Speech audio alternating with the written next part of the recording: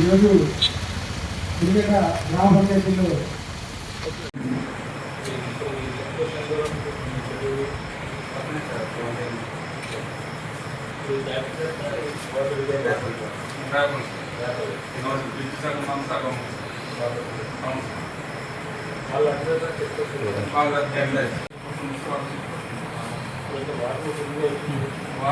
మనకి సాయంత్రం ముంగతో ఉంటుంది సార్.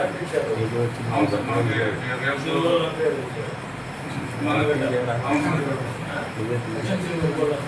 పాత్రలను కొత్త మూలక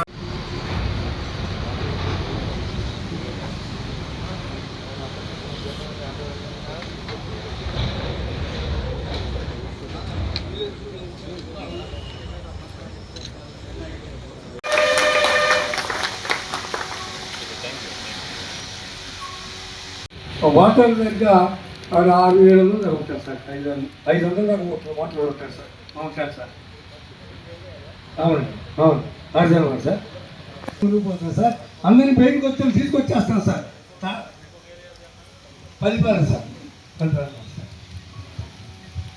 అది ఇప్పుడు మా అందరూ చాలా మొత్తం అన్ని గుళ్ళు కలిసి 17 కేజీలు రికవరీ చేస్తాం. 17 లక్షల రూపాయలు. అవును సార్, మొత్తం సప్తాన పాలన సార్. మన సార్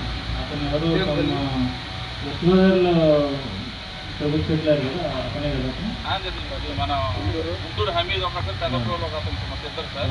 వయసు 65 వయసు సార్. పెద్ద కూడా మొత్తం వాళ్ళు సార్ కారు చూస్తారు సార్. అవును సార్. ఇంకొక అతను ఇక్కడ మోబుదేమన్న పెద్ద ఫ్లోర్లో మన వైఫ్తో కూడా డిస్కనెక్ట్ అయిపోయినట్టున్నాడు కదా. వైఫ్తో ఉన్నాడు సార్. గొట్టంగి మేస్తారు. అవును సార్. అది మన మోగదేవి టెంపుల్ కూడా అది అవును సార్. అతనే కదా. అవును సార్. ఆయనే సార్. ఎక్కడ లోపల ఆయన బయటకు వచ్చేసి సీట్ ఓపెన్ చేసేసి నిద్ర పెట్టినట్టున్నారు కదా అండి. వాళ్ళతోనే అమీదుని వీడిని పెట్టాను సార్. వైఫ్ సంబంధం లేదు సార్. అది మన Ghantasala case sir. Wife hospital Ghantasala case sir. లోపల ఉన్నాడు, బయట ఉన్నాడు. అది బయటే ఉన్నాడు సార్. వారం వస్తారు సార్. అవును సార్. ఈ గ్రామానికి సంబంధించిన అంత సమాచారం మీకు కాన్ఫిడెన్షియల్ ఇస్తూ ఉంటారు. అవును సార్. పల్లి గారు సార్. పల్లి గారు ఎక్కువ సార్. అందువల్ల అతనే ఇచ్చారు. ఆ విషయం వాళ్ళు కూడా తెలియాలి, వీళ్ళకి కూడా తెలియాలి. అదే కేవలం మహిళా సంరక్షణ కార్యదర్శి మీద కాకుండా సుబ్బారావు అనే వ్యక్తికి మనం చెప్పాలి. సుబ్బారావు ఎక్కువగా ఫ్రీక్వెంట్గా ఇది విజిట్ చేస్తారు. ఈ విలేజ్ని వారికి దత్తగా ఇవ్వబడింది అనే విషయం నిలబడలేదు. చాలామంది తెలియకపోవచ్చు. చెప్పాలి అలా అని ప్రతి దానికి. ఓకే, ఒక కానిస్టేబుల్కి సమ్టైమ్స్ రెండు విలేజెస్ కూడా మనం అడాప్ట్ చేస్తాం. అదొంది. అది అందరికి చెప్పండి, అందరికి కమ్యూనికేట్ చేయండి. అట్లీస్ట్ సర్పంచ్ చెప్తే వాళ్ళు మిగిలిన వాళ్ళకి చెప్తారు. అదే అండి. ఒక ఎమర్జెన్సీ ఉంది, మీరు వేరే ఎక్కడైనా డ్యూటీస్లో ఉండొచ్చు, లేదా బందోబస్తులు ఉండొచ్చు, ఇమీడియట్గా అందుబాటులో సుబ్బారావు వచ్చి మీరు ఫస్ట్ ఇన్ఫర్మేషన్ తీసుకుంటాడు, ప్యాక్ చేస్తారు. మన పూర్వకాలం అలాగే ఉండేవారు కదా, కళారులు ఉండేవారు. విలేజ్లో నడిచి వెళ్ళి ఎక్కడో పోలీస్ స్టేషన్కి వెళ్ళి అప్పుడంటే ట్రాన్స్పోర్టేషన్ ఉండేది కాదు కదా. ఇప్పుడంటే కమ్యూనికేషన్ అంతా స్పీడ్గా ఉంది. ఓకే, కంటిన్యూ చేయండి. ఓకే సార్, ధన్యవాదాలు. నాకు నిజానికి అవనకట్టేశారు ఫస్ట్ 2009లో నా బ్యాచ్కి. మళ్ళీ వెంటనే ఏం మార్చారో మరి 3 రోజుల్లోనే మళ్ళీ నాకు అమలాపురం వేశారు. ఫస్ట్ ఈ సబ్ డివిజన్ వేశారు. అదే నేను రేపు జాయిన్ అవుతాను, ఎల్లుండి జాయిన్ అవుతాను అనుకుంటుండగా మళ్ళీ ఆర్డర్ మార్చారు. లేకపోతే ఫస్ట్ ఆర్డర్ ఏముందంటే 2009లో నేను ఇక్కడ డిఎస్పీగా పనిచేస్తున్నాను.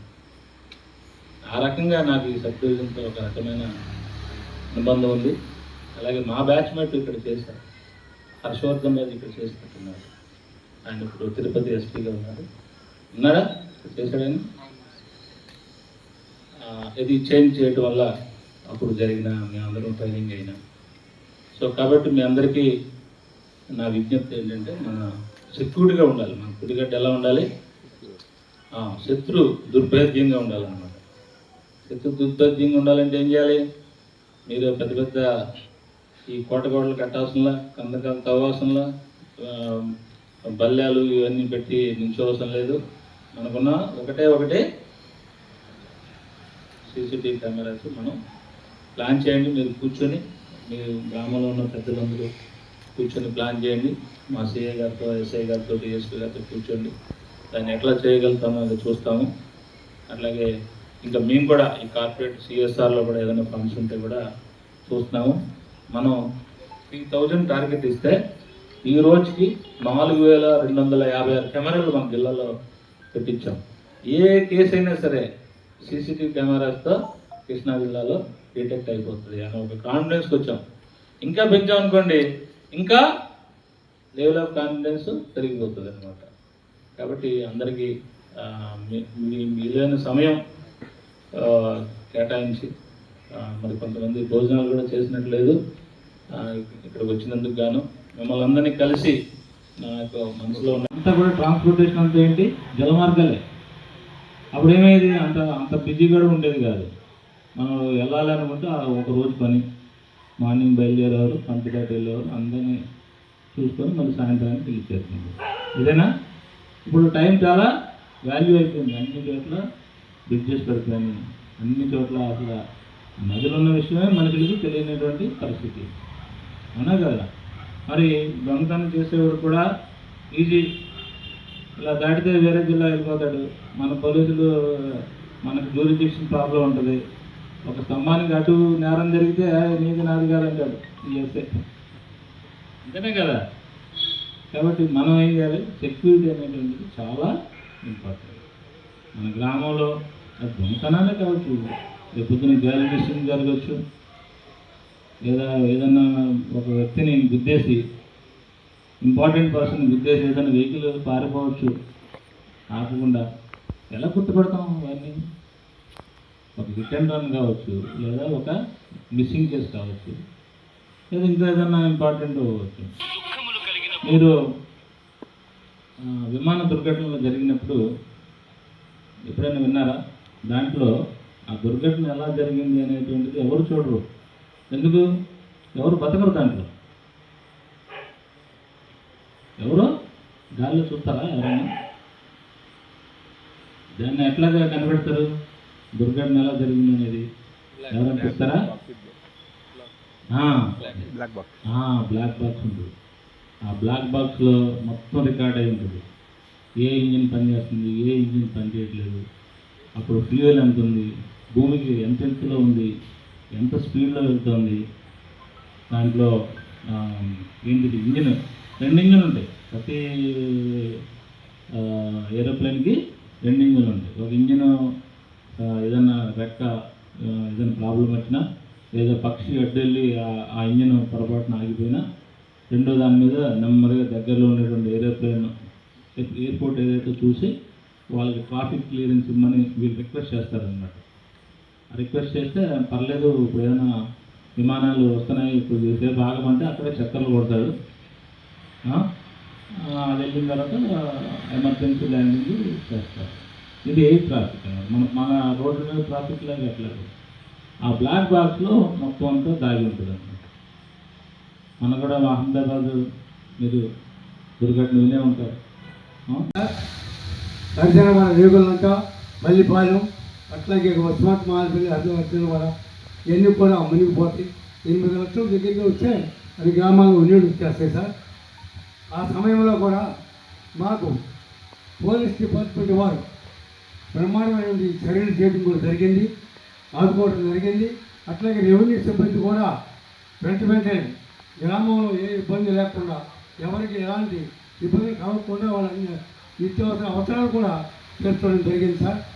మాకు ఇక్కడ అందరికీ కూడా గ్రామంలో ఉన్న స్కూళ్ళకి చేర్పించడం, వాళ్ళందరికీ కావాల్సిన సపర్యం ఇక్కడ ఉదయం టిఫిన్ కానించి మధ్యాహ్నం భోజనం, రాత్రి భోజనం ఇంట్లో కూడా స్కూల్లోనే రెవెన్యూ వారు, మన డిపార్ట్మెంట్ వారు కూడా సహకరించి బ్రహ్మాండమైనటువంటి సౌకర్యాలు కలగజేయడం కూడా జరిగింది.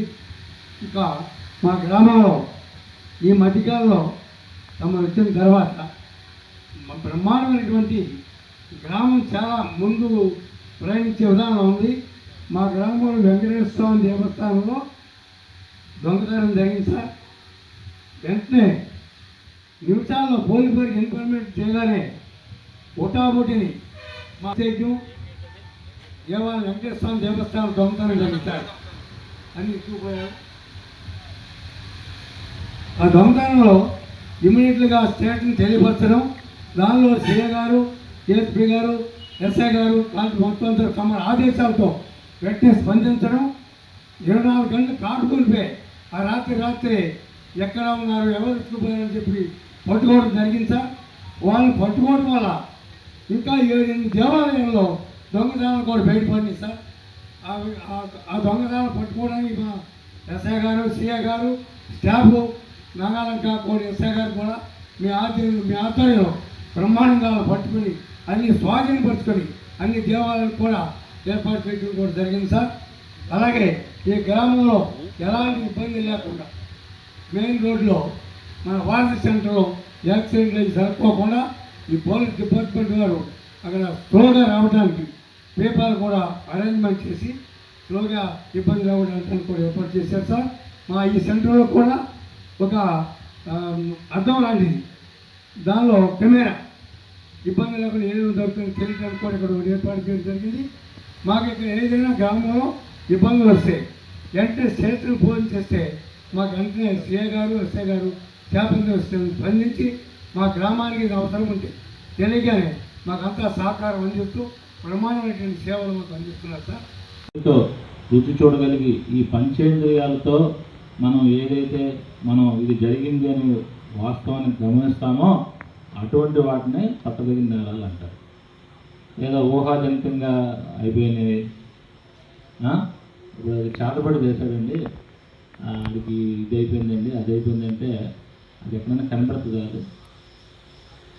అటువంటి మనం నేరాలుగా మనం కలిగించలేం. ఎందుకు? ఈ దెయ్యాల భూతాలన్నీ మన కంటికి కనిపించేవి కావు. అలాగే అదృశ్య శక్తులు, రైస్ పుల్లింగ్, ఏదో నిధులు ఉన్నాయని చెప్పేసి కావడం, ఇవన్నీ పిలుచుకోండి. అర్థమైందా? ఎక్కడైనా ఉన్నాయా? లంకి మీద చూసిన వాళ్ళు ఎవరు ఉన్నారు? ఏమైనా లంకి మీద చుట్టూ పాము ఉంటే కానీ పాము చూసిన ఎవరు ఉన్నారు? ఏదో రైస్ పుల్లింగ్ అని చెప్పేసి ఆ చెంబు తపాలాలు ఇంటూ లేకుంటే ఎక్కడ కొంటారని డబ్బులు తీసుకెళ్తూ తప్ప కొనవాడు ఎవడన్నా మీరు చూసారండి? ఎందుకు? వాస్తవంలో బతకాలా మనం, వాస్తవంలో. కానీ మనిషికి అది ఇష్టం ఉండదు. లేనిది ఏదో ఉందని ఊహించుకొని ఎవరన్నా చూసారా? దెయ్యాన్ని ఎవరైనా చూసారా? చెప్పతే ఎంటమైనా చూసారా? నిజంగా చెప్పండి.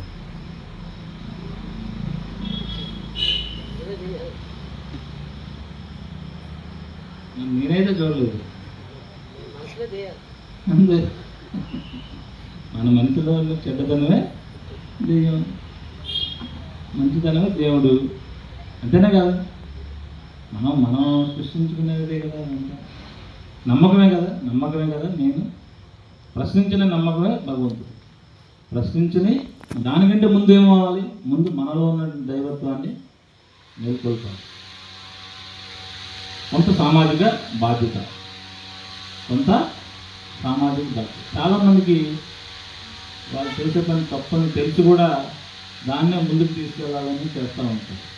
సో దానివల్ల చాలా సమస్యలు వస్తాయి. చాలామంది సమస్యలు వాళ్ళే కొనిపించుకుంటారు.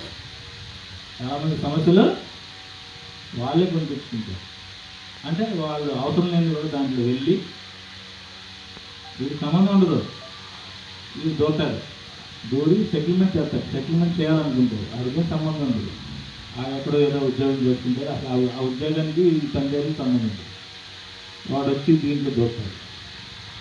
ఇలాగా కొన్ని సమస్యలు తను సృష్టించుకోవడం, ఎదుటి వారికి సృష్టించడం అవన్నీ అవసరమే. కాబట్టి ముందుగా మనం ఏం చేస్తున్నామని మనం ఆలోచన చేసుకోవాలి. మనం నేరాలని తగ్గించాలి, ప్రశాంతంగా బతకాలని కోరుకుంటారు ఎవరైనా. అంతేనే కదా? ఎవరైనా లక్ష్యం ఏంటండి? ఇది డబ్బులు సంపాదించారు,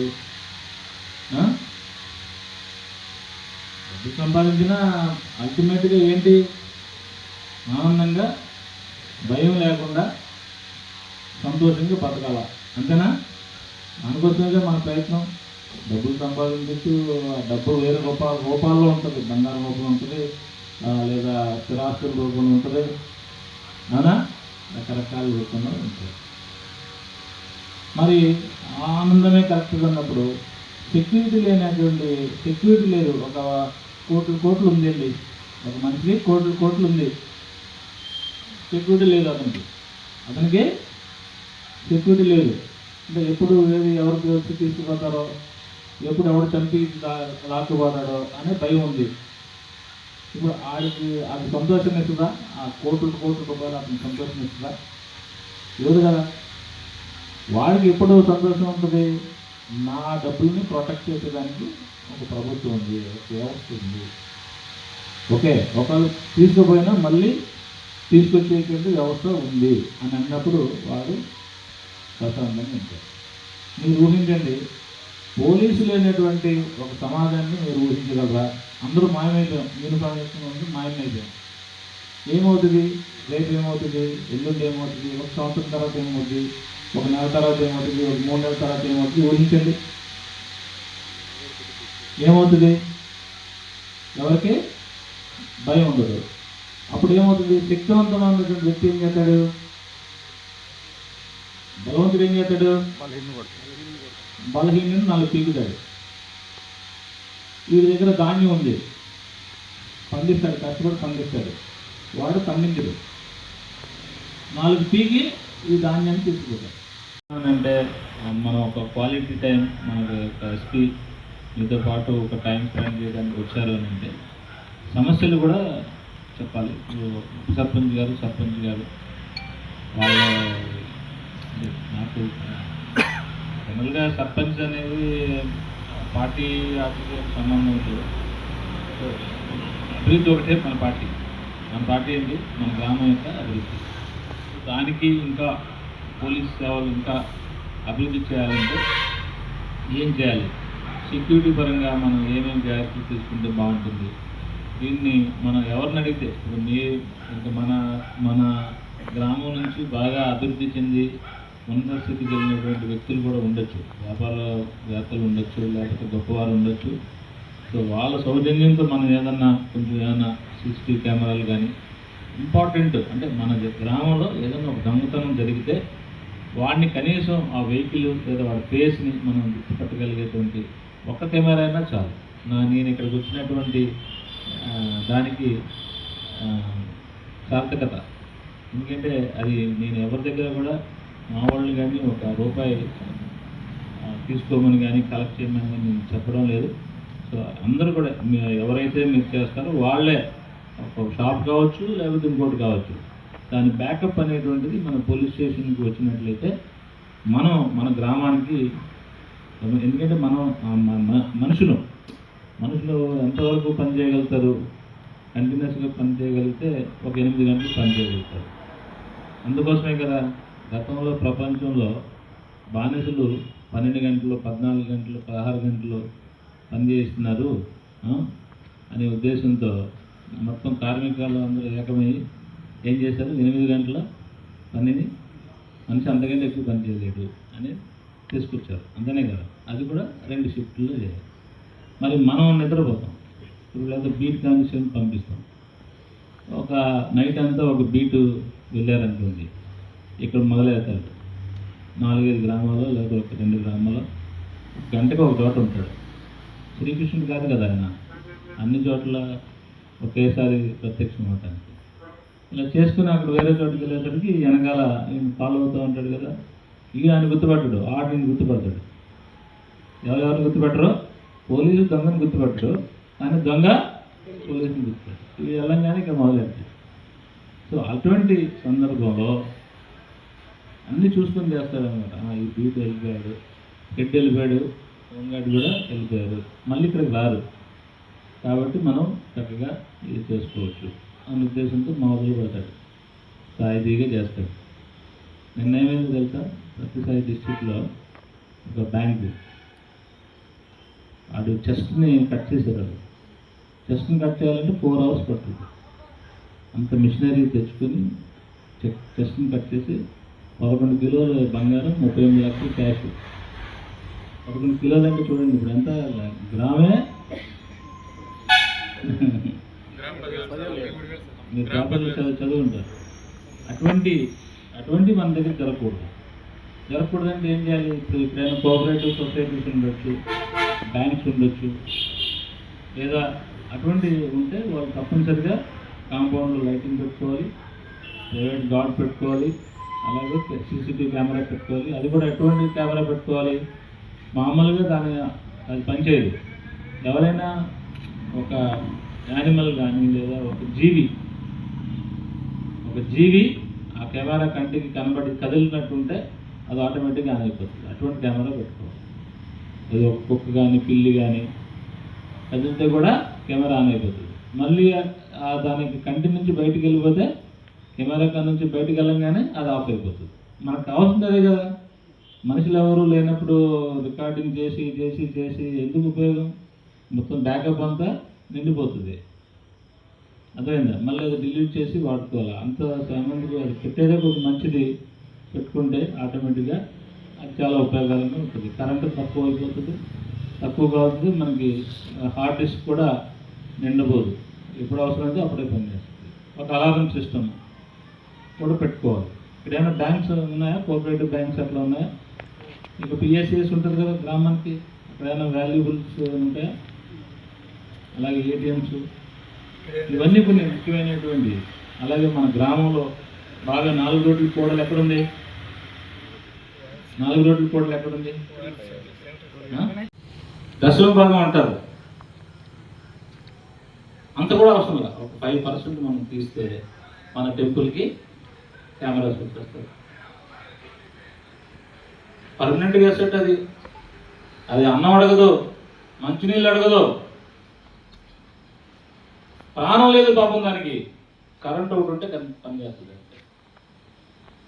మంచి కెమెరా కొనుక్కుంటే ఏడాది 2 ఏళ్ళకు కూడా రిపేరే రాదు. నేను అన్ని టెంపుల్స్కి నేను ఒకటే రిక్వెస్ట్ చేస్తాను. ఎవరైతే ఆర్గనైజర్స్ ఉంటారో వాళ్ళ ఆర్గనైజర్స్ చేత సంవత్సరానికి ఏదో వసూలు జరిగేది ఏదైతే ఉందో, లేదా దాంట్లోనే కుండీ ధనంలోనో దేంట్లోనో ఉన్నా సరే కొంచెం పక్కన పెట్టి. ఎందుకు నేను ఈ మత సంస్థలకు సంబంధించి ఎందుకు అంత ఇంపార్టెన్స్ ఇస్తున్నాను అని అంటే, డబ్బు విలువ అన్ని చోట్ల సమానంగా ఉండదు. డబ్బు విలువ అన్ని చోట్ల సమానమైనది కాదు. ఎందుకు? నీ ఇంట్లో దొంగతనం జరిగింది, నీ ఇంట్లో బాగా జరిగిందిరా అనుకున్నాడు కూడా ఉంటాడు. మానవ స్వభావం. గుడిలో జరిగింది, కుండీలో డబ్బులు వేసినాడు బాధపడతాడు, వేయినాడు బాధపడతాడా? నేను వేయలేదు, ఫోన్ లేదా లేదా నేనైతే నా డబ్బులే పోయాయి అనుకుంటాడు. వేసినాడు నా డబ్బులే పోయింది అనుకుంటాడు, నా 100 రూపాయలే పోయింది అనుకుంటాడు. రెండోది ఏంటంటే మనోభావాలకు సంబంధించినటువంటి సమస్య. మనోభావాలు అంటే అరే టెంపుల్స్కి రక్షణ లేదు, మనకేమి ఇస్తారు రాదు అంటే. సో టెంపుల్లో జరిగేటువంటి అఫెన్స్లో అక్కడ పోయినటువంటి ధనం మన వ్యక్తిగతంగా పోయేది ఒకటే కాదు, దానికి మనోభావాలు ముడిపడి ఉంటాయి. అలాగే ఒక చర్చ్లో జరిగింది, లేదా ఒక మస్జిద్ జరిగింది, బాధ కలుగుతుంది అనమాట. మనం అంటూ ఓనప్ చేసుకుంటాం, అది నాదే అనుకుంటాం. అర్థమైందా? అందుకోసం నేనేమంటున్నాను, ఎవరైతే ఒక టెంపుల్ కట్టారు లేదా మస్జిద్ లేదా రన్ చేస్తున్నారు, దానికి ఎంతో కొంత ఆదాయం రొటేషన్ ఏదో ఉంటుంది, భక్తులు. దాంట్లో నేను కంపల్సరీ కొంత భాగాన్ని తీసి కెమెరాస్కి పెట్టండి. నీ ఓపిక లేకపోతే ఒకే కెమెరా పెట్టండి, నీకు ఓపిక లేకపోతే ఒక కెమెరా పెట్టండి. గేట్ దగ్గర కవర్ అయ్యేలాగా. అంటే డీవీఆర్ కూడా ఎత్తుకుపోతే మనం ఏం చేయలేమనుకోండి, అలా కూడా ఉంటారు. ముందు కెమెరాని బద్దలు కొట్టి ఆ డీవీఆర్తో సహా దొంగతనం చేసే వాళ్ళు కూడా ఉంటారు. కానీ కంగారులో అది ఎక్కడుందో తెలియని చోట ఉందనుకోండి, మనం కనబడే చోట పెట్టాలని లేదు, తెలియని చోట ఉందనుకోండి, వాడి పని ఆడు చూసుకుంటాడు తర్వాత సంగతిని. చాలా సందర్భాల్లో డీవీఆర్ కూడా దొంగతనం చేసి తక్కువ ఉంటాయి. అలాగే ఒక చర్చ్ కానీ ఒక మాస్క్ కానీ కంపల్సరీ మనం పెట్టుకోవాలి. లేదా ఒక స్టాట్యూ పెట్టుకున్నాం, మనం పెట్టుకున్నాం. వీలైనంత వరకు సెంటర్లో లైటింగ్ ఉన్న చోట, నలుగురు తిరిగే చోట మూల పెట్టేసి మనిషిగా మేము రక్షణ ఇవ్వలేని పరిస్థితుల్లో, అంత సంవత్సరానికి ఒకసారి చేసేటువంటి పరిస్థితుల్లో మనం దానికి ఒక రక్షణ కల్పించకపోతే ఎవడో నూనె పోతాడు, ఎవడో వీధి లాగిపోతాడు, లేదా చెయ్యి ఇరుస్తాడు, లేదా ముఖాన్ని ఇచ్చేస్తాడు, ఎవడో తుంటరోడు. ఆడు ఒక్కడు చేసిన దానికి మొత్తం అంతా కూడా ఎవడు చేసేది తెలీదు. మొత్తం అంతా కూడా దాని ఒక పెద్ద రాష్ట్ర సమస్య కూడా మారిపోయే అవకాశం ఉంది. అవునా కదా? అదేంటిది మనం ఆలోచించాలిగా. అదేంటిది ఎవడో బుద్ధి లేనివాడు ఒక చేసినటువంటి పనికి బుద్ధి ఉన్నోళ్ళు ఇలా చేయొచ్చా? దానికి ఏంటి పరిష్కారం? ఒక కెమెరా ఎవరైతే ఆర్గనైజ్ చేశారో దాంతోపాటు బడ్జెట్లో దీన్ని కూడా పెట్టుకొని ప్రొటెక్షన్ పెట్టుకున్నారనుకోండి, మనకి పని ఈజీ అయిపోతుంది.